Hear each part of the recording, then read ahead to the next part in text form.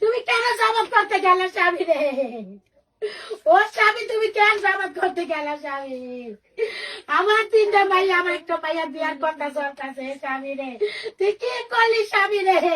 আমার জামাতের ভোট দেওয়া দরকার নাই। আল্লাহ রে, তুমি কি করলা স্বামী? এখন তোমার এক বেলা ভাত কে খাওয়াবে? তোমার এক বেলা ভাত খাও। তুমি কি করলাম রে? দেখো, যারা ওর কথা শুনছো ওকে বাড়ি ঘর রয়ে গেছে, শুধু তোমরা তিনটা ভাই ওকে কথা শুনো নাই, তাই জন্য তোমাকে এই লালত।